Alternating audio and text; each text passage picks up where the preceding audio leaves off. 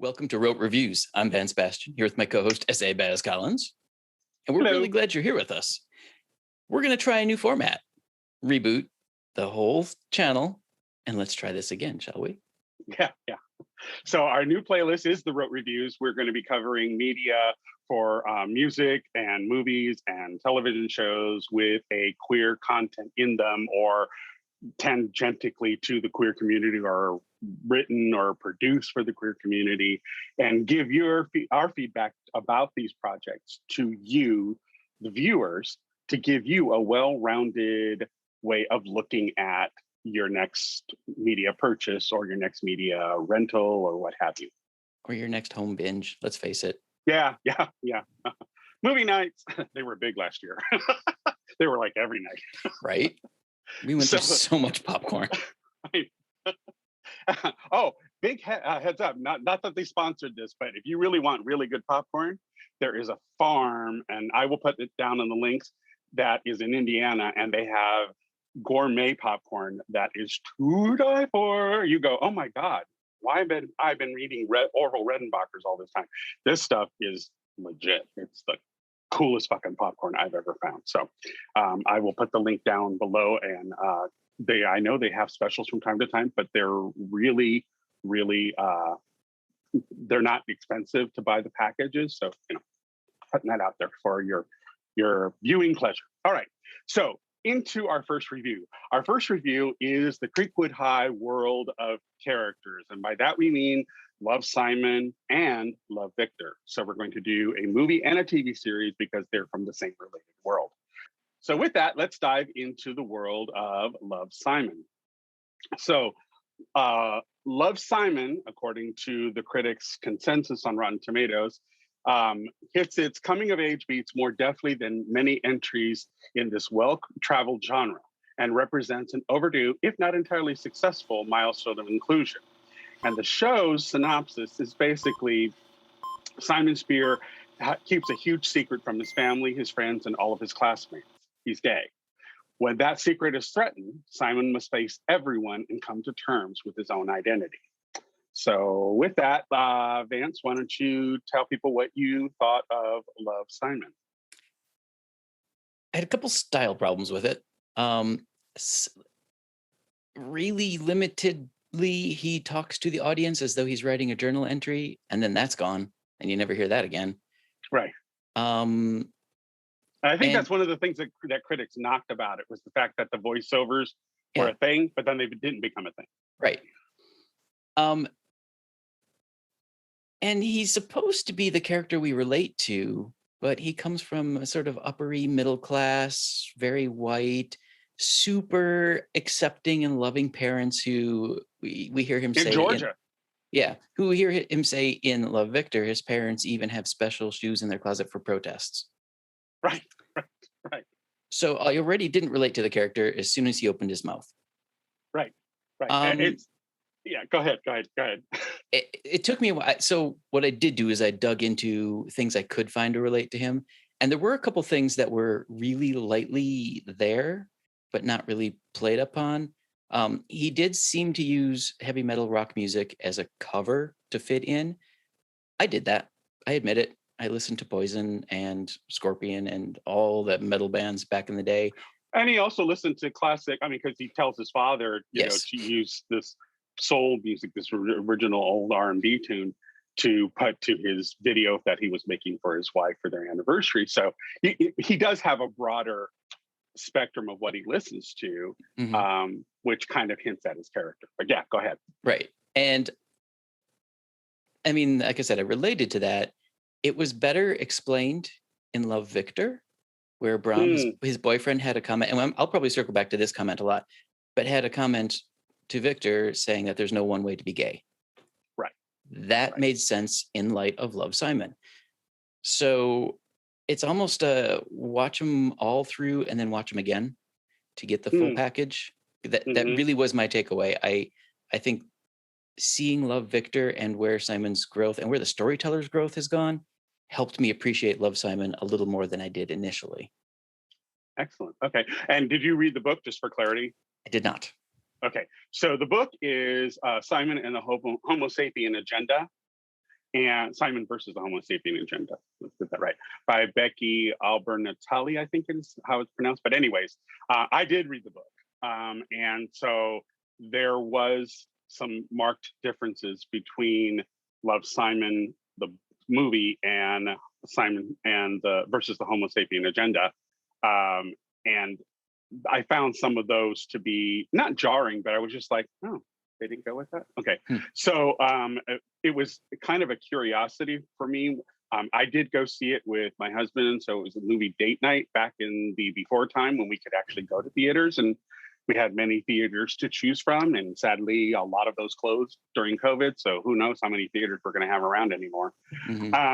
But it was wonderful to see so many young queer kids, and you knew they were queer kids who had come in to see it. And for me, growing up in the John Hughes era and having to translate those John Hughes movies for my own queer experience, that was a bit of a shift. And also, we should be clear, Vance lives in the Midwest. I live on the West Coast, California, which is very open, very accepting in many, many respects.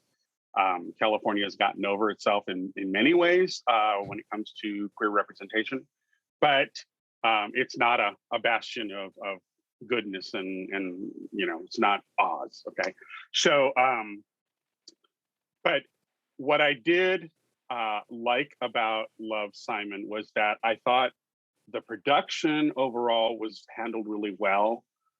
Greg Berlanti produced it, and I've had problems with Greg Berlanti's productions because unlike Ryan Murphy, who does his queer stuff, and it's just there. It is, you accept it. He just says he's unapologetic about it. This is a queer story. This is the character you're dealing with.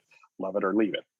Whereas Greg Berlanti seems apologetic, and he really tries to figure out a way that he can portray characters that straight people will figure out how to translate to, rather than just trusting the fact that they'll see the humanity. And so Berlanti's handling of this movie was already a thorn in my neck about it, because I know what he did with Tomorrow People, and their big complaint from queer kids was there's no queer representation. And they kept saying at Comic-Con, oh, next season it'll come out and you'll have all your queer characters. And yeah, they never got a second season. So that's what I mean by Greg Berlanti is literally trying to be apologetic when he does things. So I have that issue with it. And Love, Simon kind of carried that. And I could see that it was part of the book. It was part of what Love, Simon was really dealing with, was his coming out story. And by the way, you know, looking at the queer kids that were in the theater with us, I was like, okay, this is more for my generation of a coming out movie that we never had and we always wanted. And it was more for them a affirmation of what they already lived. Right. So I think for them, the way that the feeling I got from them in the theater when we watched it was that they felt like, oh, we just want to see the boys kiss. You know, we just want to see them get together. They were already past how it comes, especially in California. It's not really not an issue. In fact, my granddaughter and her friends, they ask for pronouns as soon as they meet someone new. So it's really entrenched in that generation. Anyways. And this came out, 2016? Yes. Yeah, I remember seeing in the national news that it was coming out. I don't remember seeing it ever advertised as being in a theater. Sorry, 2018. Oh, okay. So yeah, I still don't remember it being advertised as coming to a theater here in Wisconsin. I saw it in the national news. I knew to look for it. I knew to go hunting for it. It was not promoted here. Yeah. Here in California, it was. We actually had commercial trailers that would play, you know. So yeah, I mean, it definitely was a film that a lot of people were looking forward to. I had issues with the book even in some respects, and we'll get to the plot lines in just a bit. But overall, I thought the production was really well done. The cast of characters, they all had chemistry, so that part of it worked for me. But I think that the thing that I love the most, and I explained this to Vance when I said, let's do this for our first foray into reviews after rebooting the reviews part of our channel, was that I loved the drama teacher. She was so damn adorable. She was like, I would have fought really hard to be teacher's pet to her because she just said it like it was. And as a queer kid, I would have said, this woman is fierce and I'm going to be right behind her every step of the way. So yes, he tells me that before I watch this. So I'm watching for the drama teacher, and she has like 3 major scenes and that's it. I know. The way he portrayed her, I expected her to be like half of the movie. Well, but yeah, but to me, she was the Dame Judi Dench in Shakespeare in Love. That's fair. Okay? Dame Judy got an Oscar for 9 minutes of performance in that movie, and I thought this girl was so damn good. She just made it for me. It was like I loved her. What I loved most about her, growing up and being in drama in high school and stuff, she vocalized everything I know my drama teacher thought, but would never really say. Mm-hmm. So I think a lot of teachers, if they saw that movie, they went, yes. All right. they would have had a moment of bliss. The shorthand of the plot. Simon is watching their local social site, Creek Pain in the Ass. It's like the Creekwood High blog and kind of like, I don't know, it's kind of, they don't really clarify what it is. No, it's called Creek Secrets, and it pretty much just looks like the old social section of the newspaper where they used to talk about who wore what and who was dating whom. Mm-hmm. That. It's a goss rag is what it is. Yeah, absolutely. But online. So somebody anonymously comes out. Simon relates to that, starts writing to this anonymous person coming out, and then spends the first third of the movie going through, could it be this guy? Could it be this guy? And each time he's receiving an answer from this anonymous person, he's got a different high school student's face on the answer. Yeah. Because he's imagining, oh, is it this one? Is it this one? He then accidentally leaves something open, and one of the drama kids, who's a little socially awkward, sees what he's up to and blackmails him into getting a date with one of Simon's friends. So Simon then ends up betraying his circle of friends to try to hook this guy up in order to keep the blackmailer from spilling the beans. Right. Now, this is where I run into problem with Love, Simon. Yeah, go ahead. I'm using my granddaughter as a good barometer because, you know, I have a really good relationship with my granddaughter, and she tells me things that goes on in her life at high school and such. She's now graduated, so we're really proud of her. Hey, Keely. But I know her and her friends were already savvy enough that if someone said they captured emails, that they know that is a major offense, like legally a major offense. Mm-hmm.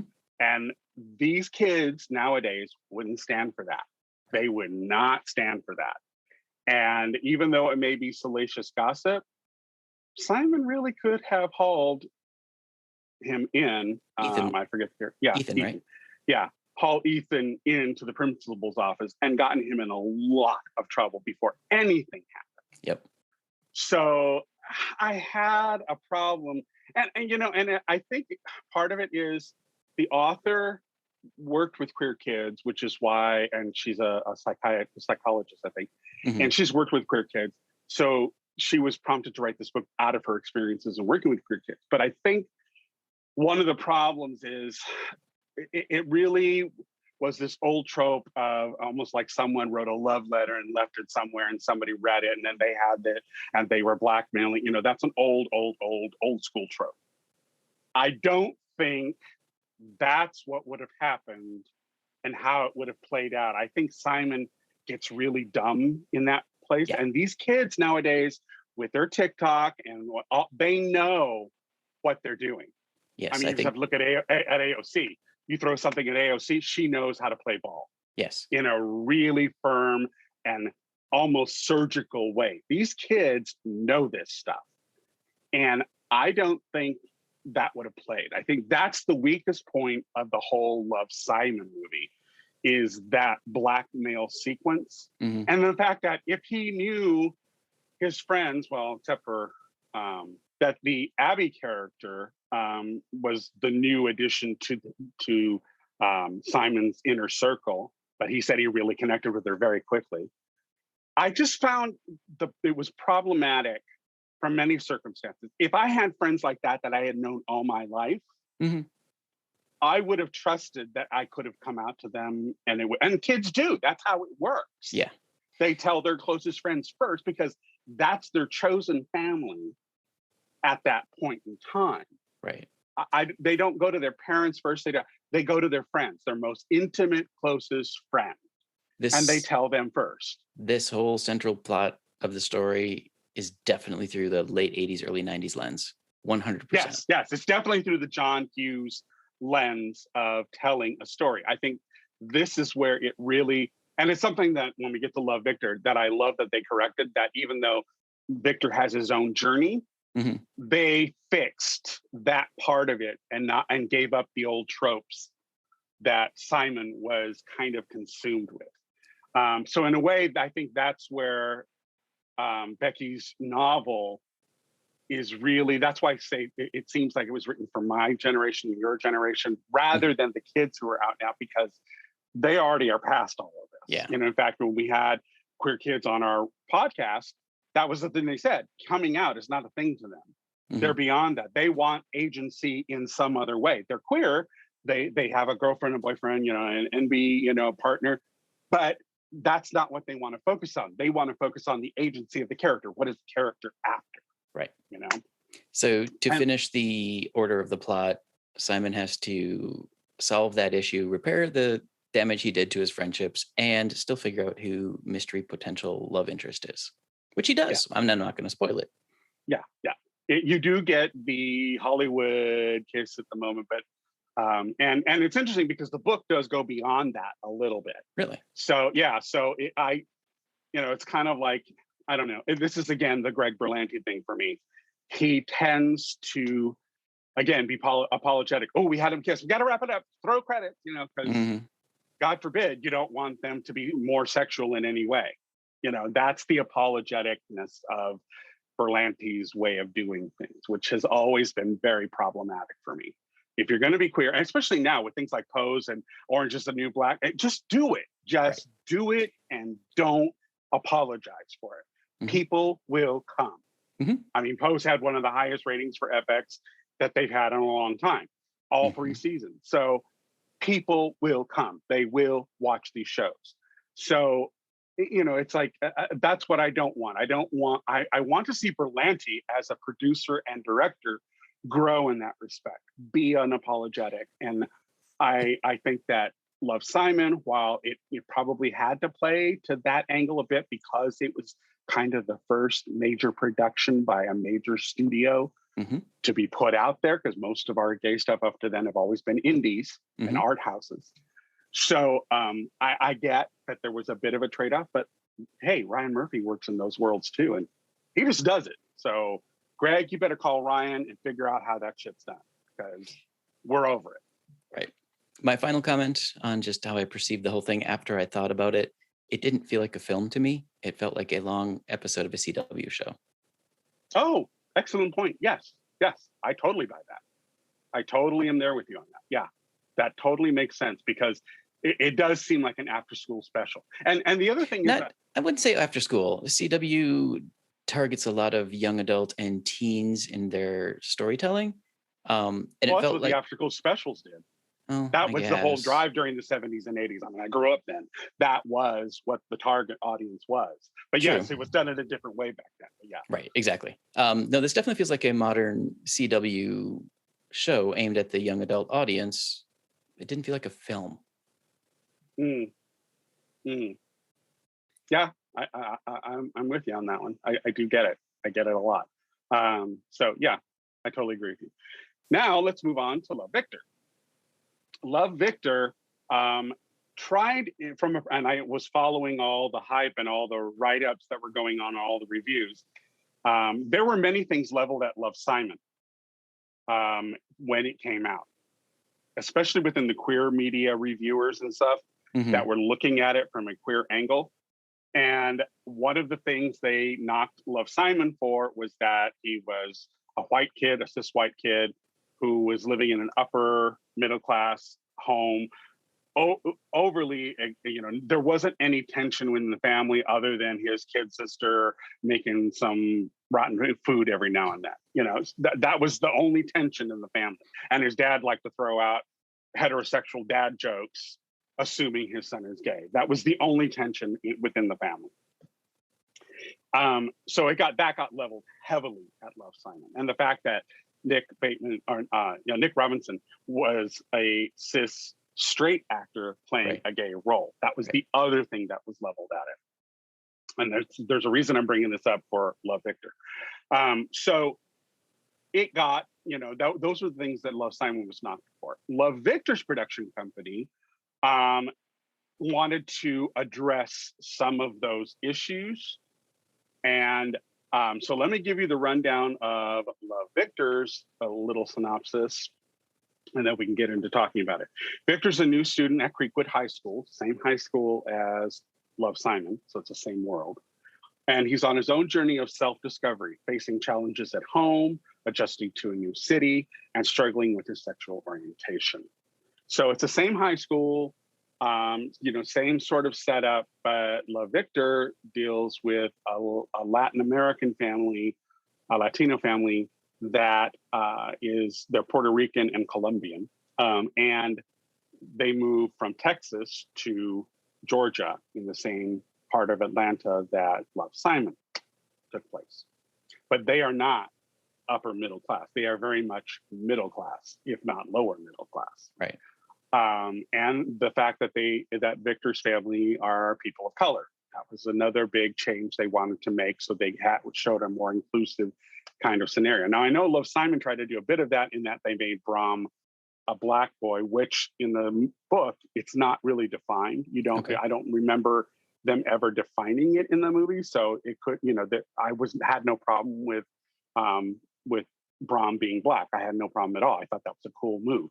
And I love Keanan Lonsdale anyway. So I think I was totally thrilled he was there. So, but Love, Victor's production company wanted to address it seriously and say, okay, we see what went wrong there. We will fix it and we will do it this way.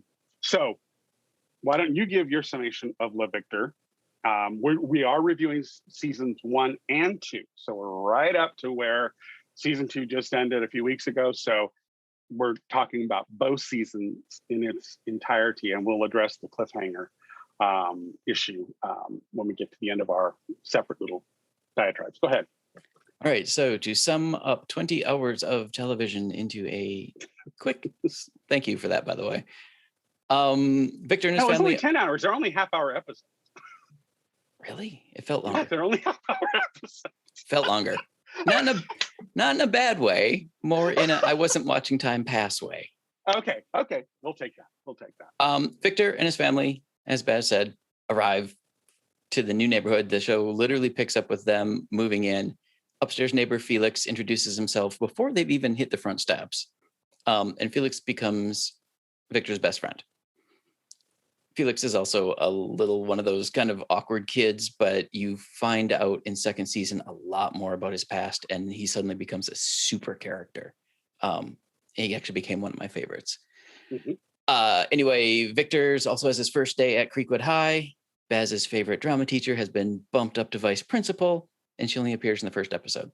And that's it. In the first, yeah, that's it. You never see her again. She, however, is giving Victor the tour, and Victor happens to see a gay kid or a couple gay kids, and he asks if that's okay.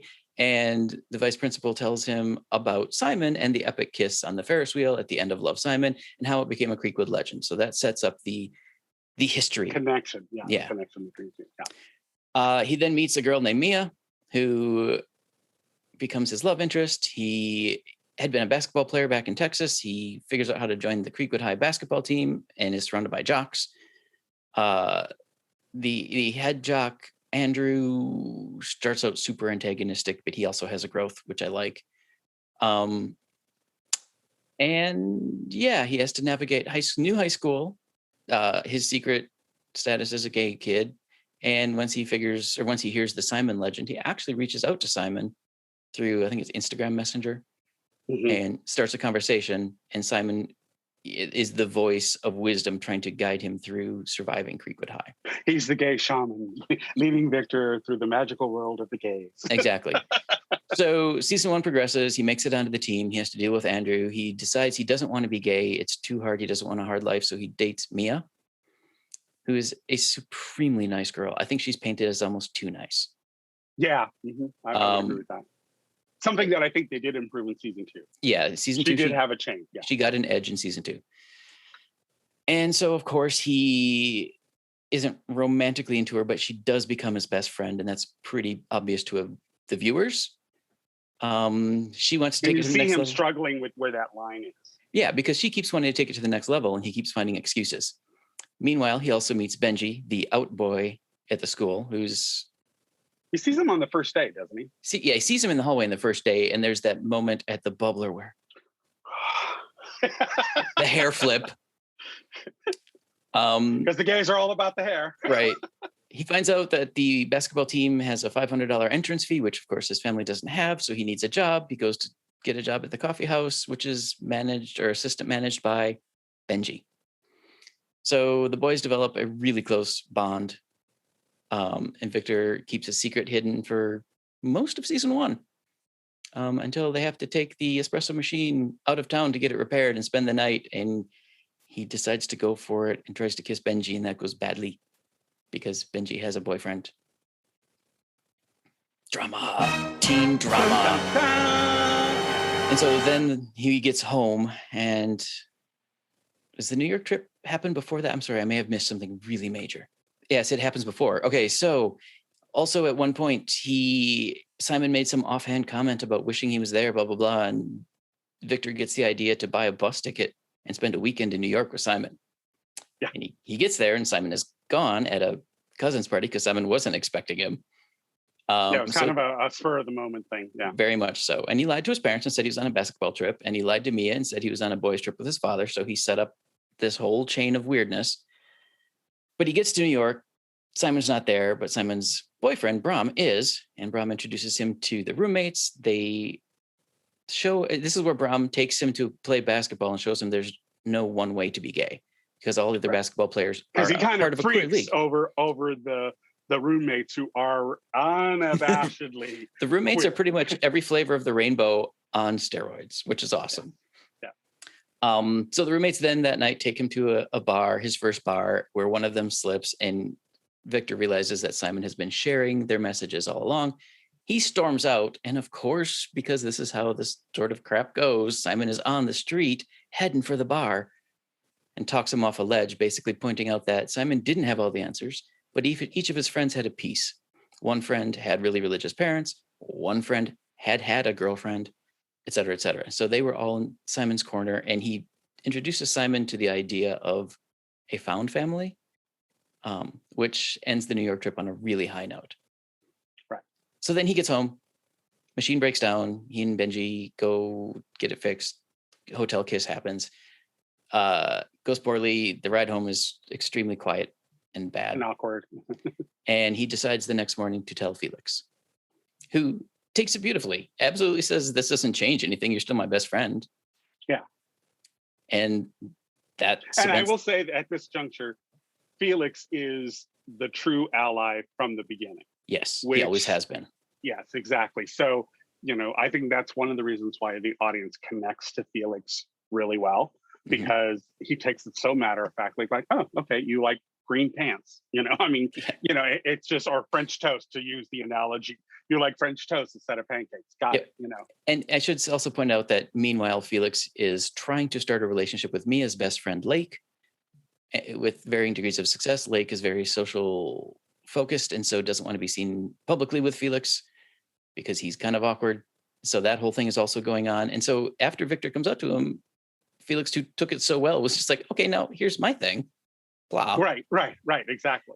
And it's kind of cool to see Felix and Victor supporting each other as they both navigate this high school weirdness. Yep. So the rest of the season, the rest of first season, I'm still in first season. That's how interwoven this plot is. I haven't even talked about the parents yet. Yeah. The rest of first season is Victor trying to tell people and failing miserably, and just it snowballs and gets bigger and bigger and bigger until he and Benji reconcile. This is where I get a little fuzzy. He and Benji reconcile, and Andrew catches them kissing and then threatens Victor if he doesn't tell Mia right away, because we find out Andrew's been after Mia for years. Mhm.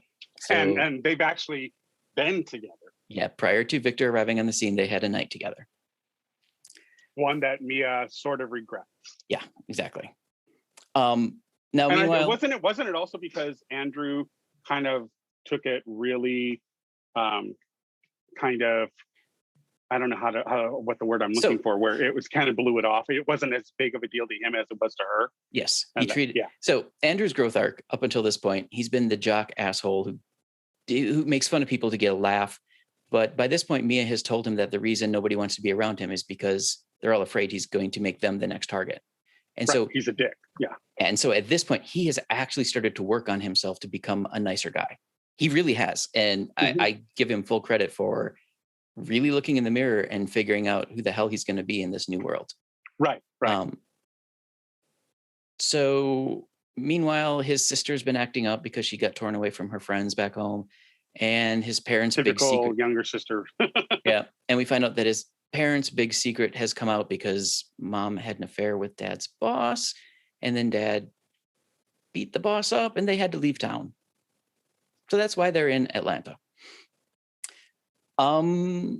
There's a night of a dance at school. Yeah. And Victor wants to tell Mia about himself and why he's been so reticent with her.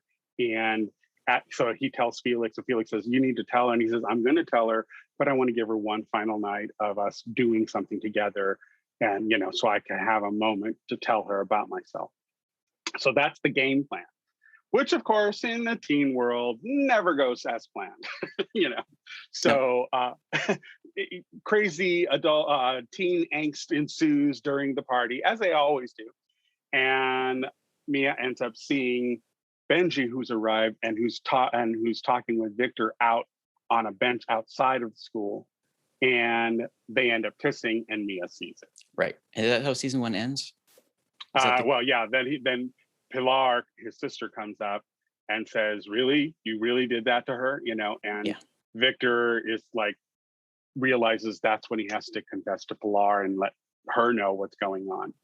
And so then on their walk home, he decides he's going to tell his parents about himself. And this is the big cliffhanger. And Love Victor, let me put it out there, Love Victor loves their cliffhangers. Yes, they do. So he goes to his house, ready to tell his parents. His parents are sitting there, and obviously something's going on between them because they're all very quiet and sort of like, oh, they're here now, we have to talk. That's that look on their face. Mm-hmm. And but he listened to what his parents have to say, and of course it comes out that his parents have decided to separate because his father Armando is having issues with some of the stuff that his wife Isabel, with the affair and stuff, and she's now gone back to teaching piano and stuff, and he's seeing how she could fall into that. So it's an issue of trust. So they decide to separate. And of course, this is just before Victor has the courage to say, I'm gay. I will say, though, this is the first point in the series where a plot twist did not stop Victor from finally speaking his truth. Yes. Every other time something comes up, he'd clam up. He'd try to tell Mia, and Mia's future stepmom would say something. And in fact, you physically see it in him. He says, oh, there's something you want to tell. He goes, no, forget it. And he turns and walks away. And all of a sudden you see his posture change. Yep. And he's like, no, I'm not doing this anymore.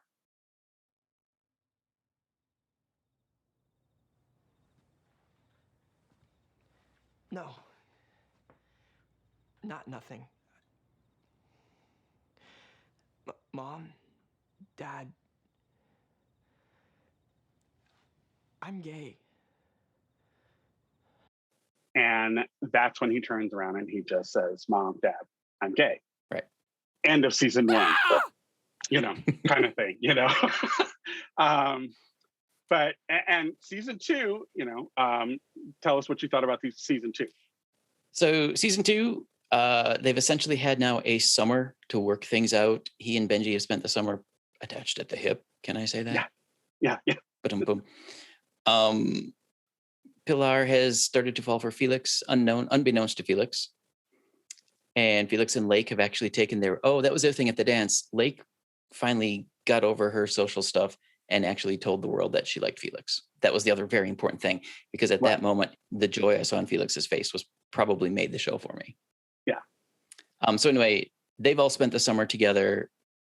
Benji and Victor, that is, and Felix and Lake. Mia, who had been hurt very badly, went off to teach at a summer camp for the summer. And Andrew, over the summer, had tried to reach out to her. It didn't get answered. And so he's dating someone new. So kick into the next school year is when the season picks up. The parents are separated. Armando is looking for just moving into his new apartment. And he has decided to go to PFLAG, which props and credit to him. But Isabel is not ready to accept her son as being different. And she's rejecting it on every level, to the point of she doesn't stop speaking to him. She doesn't kick him out, but she won't address it. She won't admit to it. Right. It's a love that shall not be named, you know? And one of the things I wanted to point out is in season 2, there's a moment where the boys think Isabella's out and they're in bed, and she comes home and catches them, and you see Flash. I'll say it that way. You see Flash, which was, again, a super correction from Love, Simon. So yeah, crap ensues. Season 2. How did I feel about it?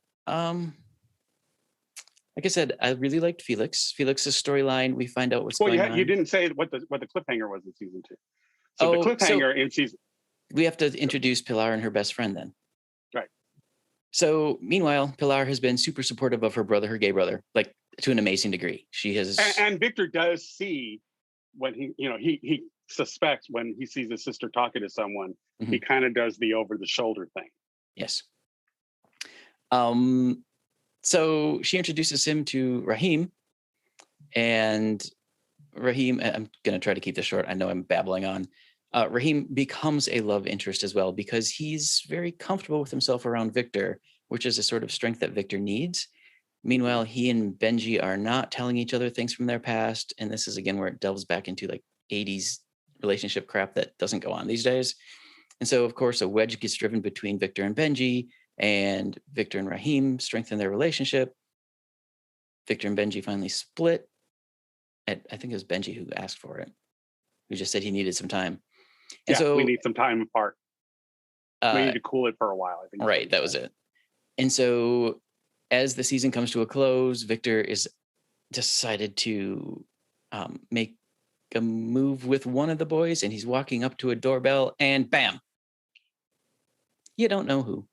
No idea who he picked. He because Felix prompts the question, when you close your eyes, as something his mother told him, close your eyes and then imagine yourself in the future. Who do you see yourself with? Because that's the ultimate question that Victor is, and even Felix, they're both dealing with two options.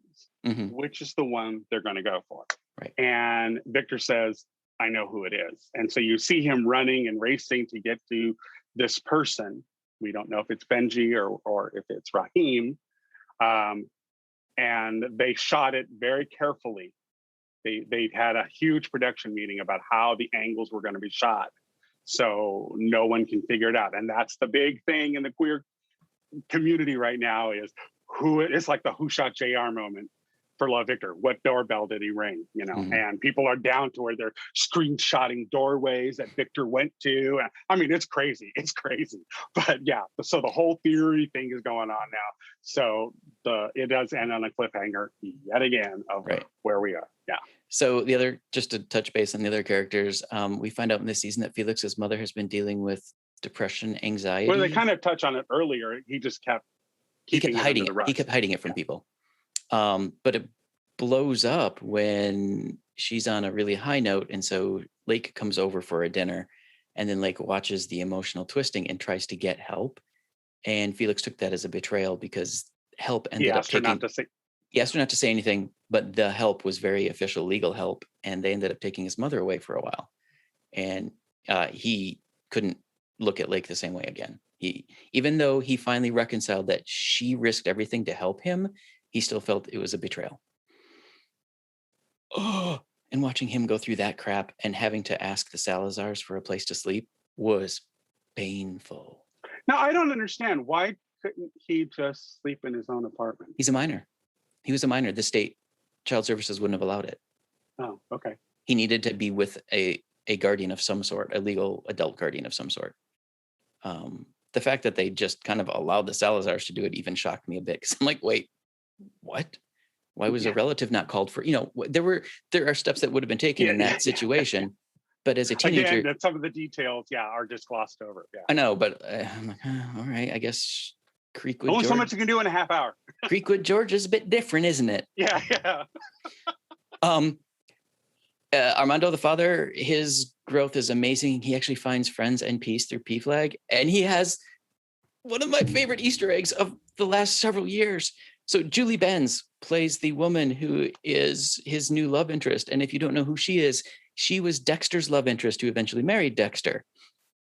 In Love, Victor, and in Dexter, she actually got her real estate license. It was one of the things she was working on towards the end of the series. In Love, Victor, she's playing a real estate agent who has to sell a murder house. That made me so stupidly happy. I don't know why. It was like a cameo appearance, but it was so well done. Yes. Yeah, kudos to them for pulling off a gay pop culture reference that all the gays would have went, oh my God. Yes. Meanwhile, Isabel learns about the new love interest and drives a wedge between the parents. No mention of divorce has been made yet, but it doesn't look like there's a lot of healing going on right there either. So I don't know where the parents are going to go. But I will say that by the end of season 2, Pilar, the sister, seems to have evened out and seems to have found her groove. And that was definitely worth seeing. She found her groove. She also had the courage to kiss Felix. She did. Unprompted. She went for it. And I think one of the things that I liked about Pilar's growth was that she realized if she speaks for herself and follows through, much like her brother, follows through, the reward will come. And I think that was the overarching theme of season 2. Yeah, I agree. What was, just that if I have the courage to love myself enough to say, no, this is what I want, this is what I'm going for, and follow through with it, not just put it in words, but put it in action, that the rewards will be there for them. And I think that was the overarching theme. And it was the same even for Isa and Armando. It was the same thing. If they didn't step into what they truly wanted, it was going to be problematic. And so by the end, they work towards that. And so the whole family kind of gets, and that's the thing that I kind of liked about that season. And it's funny because Adrian, everybody was all worried about Adrian, his little kid brother, finding out about it. And Adrian's like, that's okay, cool. so you like French toast. Okay, that's cool. Bye. That it was the pancake French toast thing. Pancakes were girls and French toast were boys. And he's like, okay, you like French toast? Okay, great. Yeah. See ya. Which is the reaction I mostly see from kids. Yeah. They're so not caring. They're like, okay, whatever. Good on you. So bye. That was my long ass babble. What did you think? Hey, that's a rarity. At least you got your part of it in. I'm the one who's known to ramble, just in case people don't know that. Here are my things. I mean, we talked a little bit about the issues with Love, Simon. And the production company of Love, Victor tried their best to correct some of those things, and introducing more people of color into it, giving it from a Latino's perspective. So therefore you have a person of color who's queer now, who's the one doing it. They're not upper middle class. But again, then you fall into the stereotype of it would have been more interesting if Simon had come from a lower class white family than an upper class. And if Victor was from the upper class Latin family, see what I'm saying? There's a stereotypes there. So even though they gave us a queer POC character, it's like, okay, guys, but now you put them in the same category we see Latinos in all the time. Right. So I have an issue with that. Secondly, I have an issue with, I love the cast, don't get me wrong. And I love James Martinez, who plays Armando. I love that actor. love him. Want to see more of him and things. But when he first arrived in the first episode, I'm like, oh, he's got another gay kid. Because for those who haven't seen the reboot of One Day at a Time, he was Elena's father, who was the one who had a problem with the queer kid being queer. So now we're in Love Victor, and he's back. He's dad number 2, and this time he's cool with it. So it took me out of the show in the very first episode. It was just, oh, I got to turn this light down. It's way too hot. It's just too bright. Anyways, it just took me out for almost the first episode. I just was going, really, guys? Really? You know, I mean, and like I said, I love James Martinez. I love him as an actor. Love him. So it's not him. And he does a good job in it, playing the father role and, you know, being the caring father, and which is great. They broke a stereotype there. And Latino fathers, by and large, are generally good, very good with their kids. That you do have the machismo thing that plays into it, and I speak from my own Latino experience. But the thing is, it's just like in trying to avoid stereotypes from the first movie, they fell into stereotypes from the second movie, and that's what got dinged across social media about it. That people loved it. They loved, Michael Cimino's portrayal of Victor. They loved the family. They loved the family dynamic. But, you know, it's still, there were issues. It's like they kind of walk up to the line, but they never cross it. You know, and that's the thing that really kind of bugs me about this whole Creekwood High world that we're in. Also, and I had to ask my husband to find out because I couldn't remember it correctly, and correct me if I'm wrong, but the kids don't know she had the affair, right? At the start of the series, they learn it. They do learn that she had an affair? Yeah, Pilar figures it out actually and drags Victor into it. Okay. And that's season 1, and they confront her. That's in season 1. I couldn't remember if they knew or not. So with her whole, and I'm just saying from a Latino's perspective, with her whole, you know, oh, I don't know if I'm good with you being gay, that Latino boy would have thrown it back in his mother's face saying, you had an affair. What's that? Why are you being so judgmental now? Pilar did that. No, I know. But the thing is, Victor should have done that he would have done that as well. If the heat was coming his way, a Latino culture thing is you push with whatever you have in your arsenal, especially for the boys. And I think Victor would have just said, even if he had a close bond with his mom, he would have said, whoa, you're being judgmental? That would have played a factor. I don't know how the production company deals with the cultural issues. I don't know if they have Latino writers. I haven't really dug into it.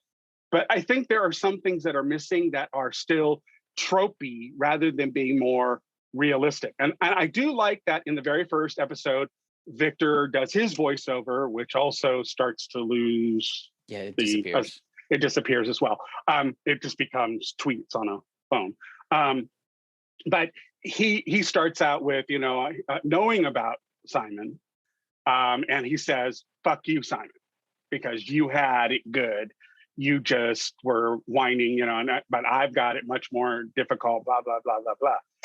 So I understand that that's what they were trying to do. They were trying to say, okay, we're going to reset, do this with a POC character who discovers they're queer, then deal with the family dynamics of that. But again, I think they fell into traps. The Latino family had to deal with it religiously, you know, and that does happen. So I'm not knocking it wholly as a plot point, but I just think the nuance wasn't there. It was very cookie cutter.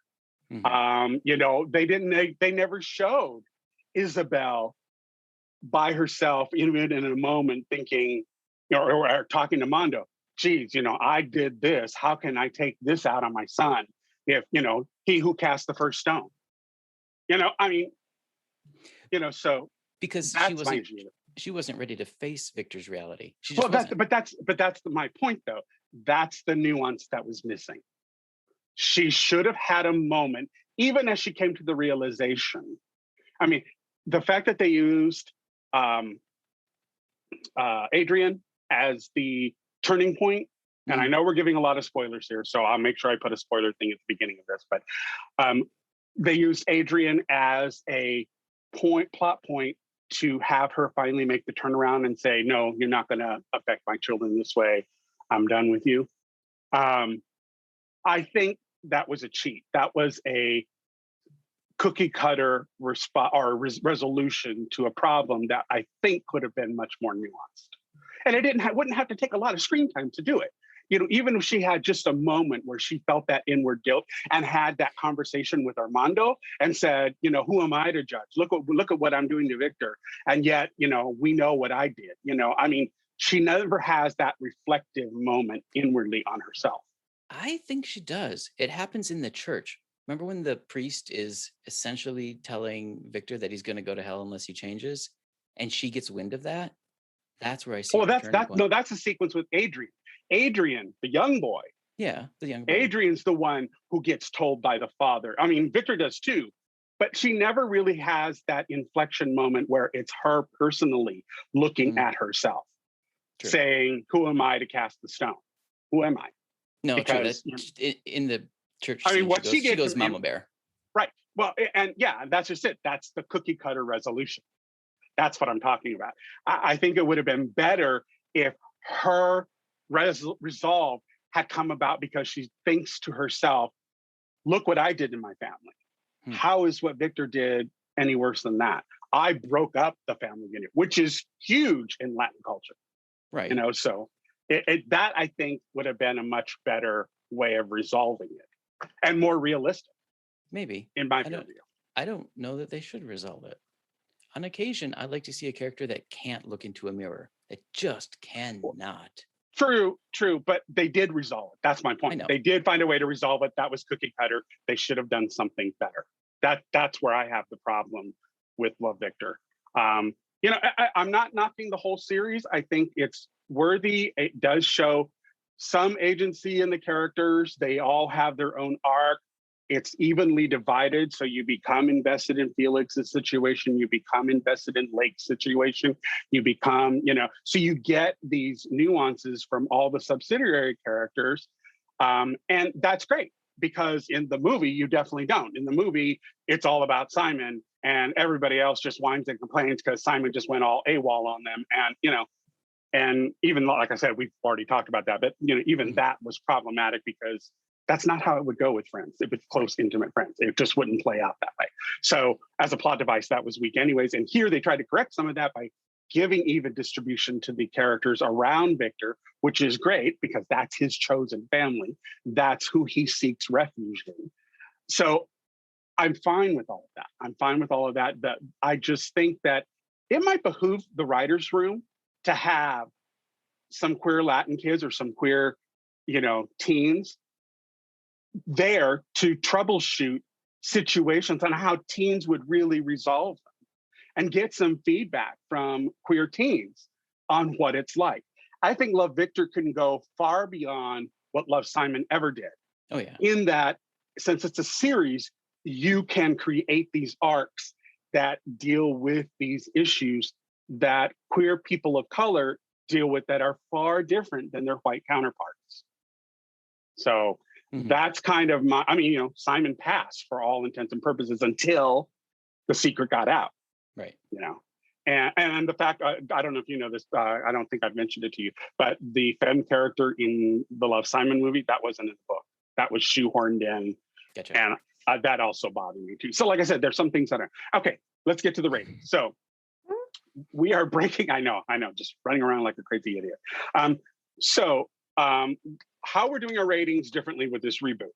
Before we would just say, I give it 3 stars out of 5. So we're still doing the 1 to 5 stars, but what we're doing now is we're breaking down the elements. So we have overall production, sound, lighting, and score, art, direction, and costuming, casting, direction, how the queer themes are presented in the the writing, the script, and our personal overall feeling from it. So those are the categories that we are going to break down and give a 5-star rating for each one of them. Then we'll average up all of mine, we'll average up all advances in those categories to come up with our all-time rating for that one thing that we're judging.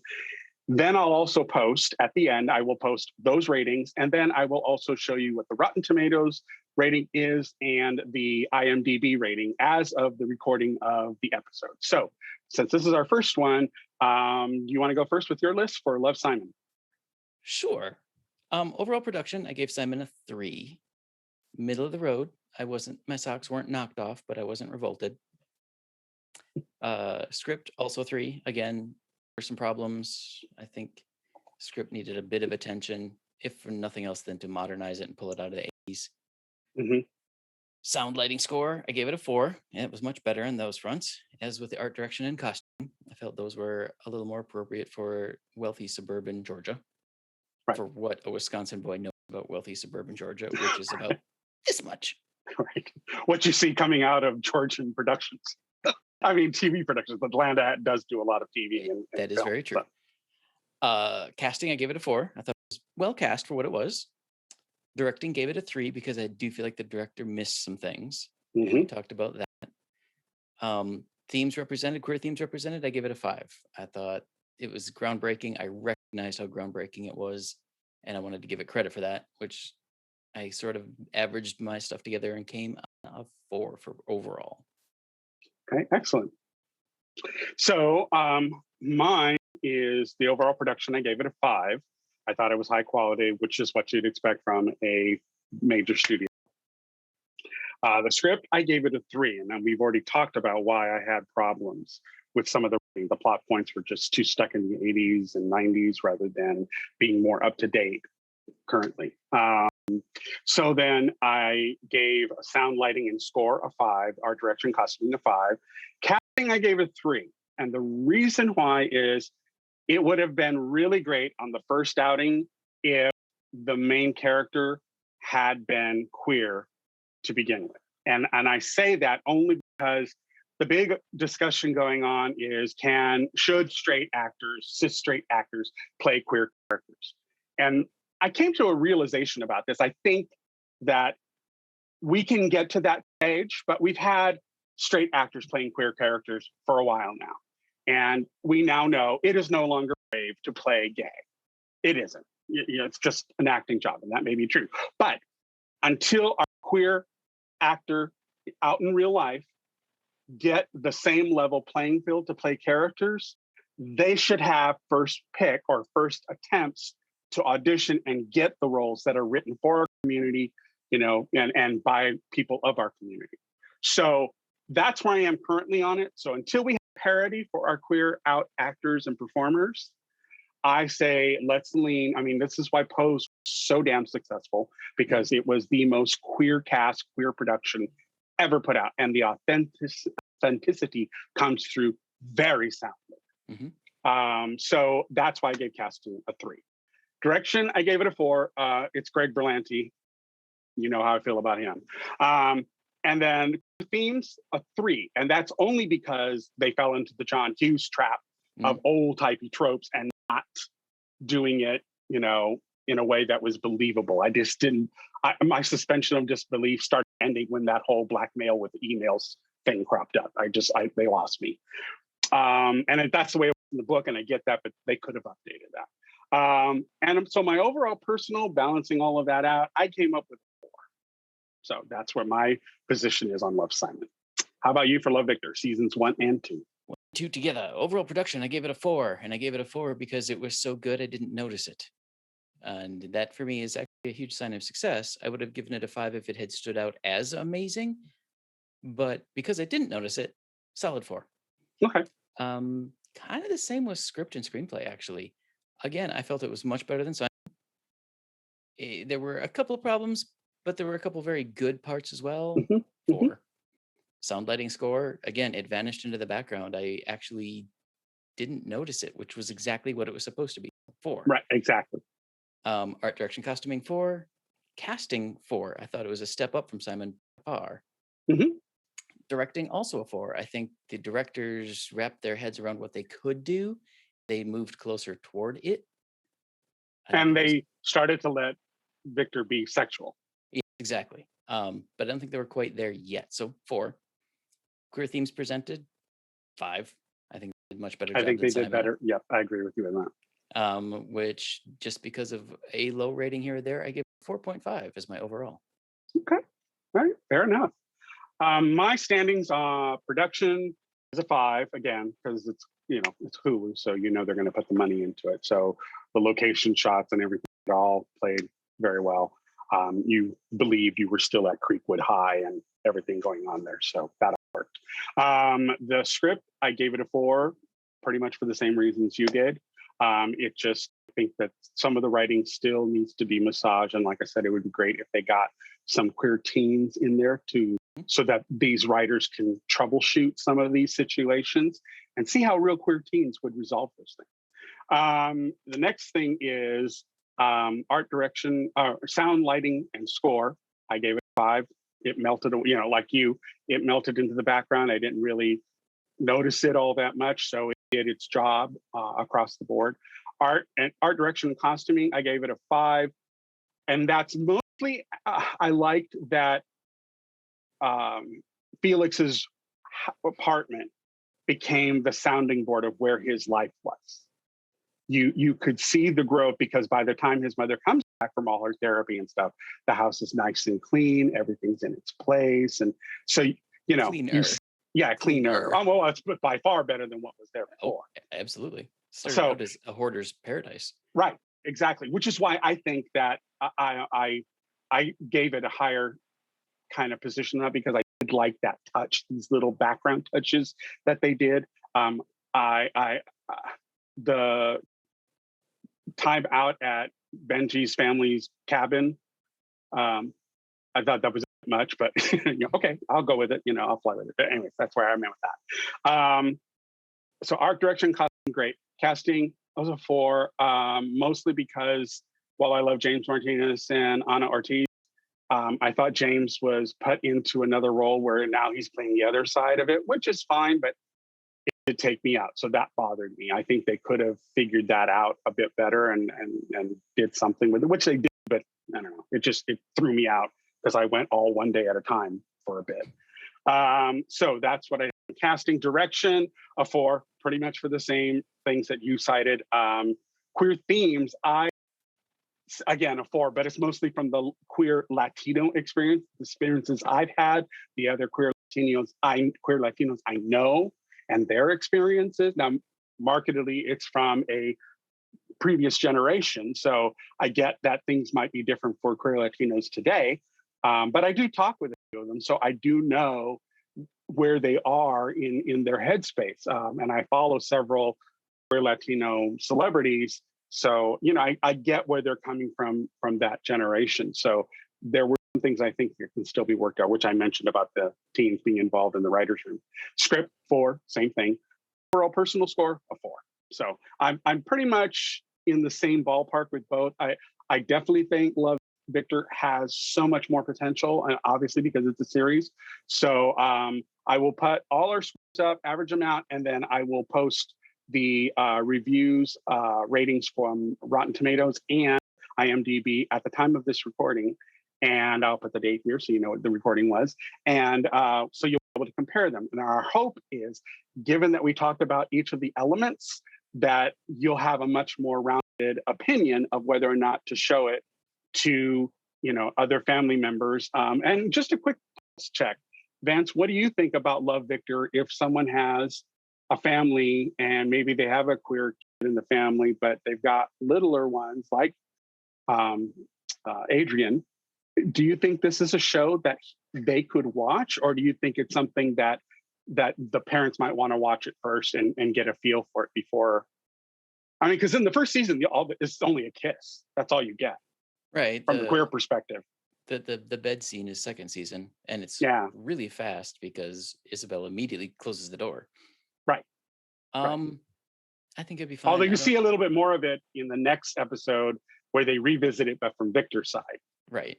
I think it'd be fine. Honestly, there isn't anything shown particularly racy. Yeah, that you wouldn't see in something else. You wouldn't see on something else. It's just the genders are different. Yeah. Big deal. Yeah. And that's what we're striving for, that it isn't a big deal. Okay. So hopefully that helped you out. I am definitely putting a spoiler thing in the beginning, so you guys will know that there are spoilers as we discuss the details of the show. But it's part of that.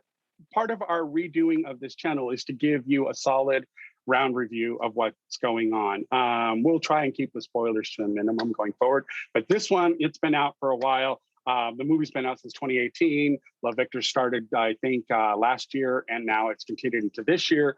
They have been renewed for a third season, so we will have an end to the cliffhanger. So watch the 2 seasons. If you haven't picked it up, watch it.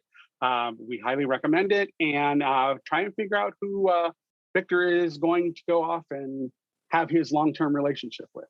And we'll catch you later. Or at least for one more episode, because it's a teen drama and it'll change 6 times before this next season ends.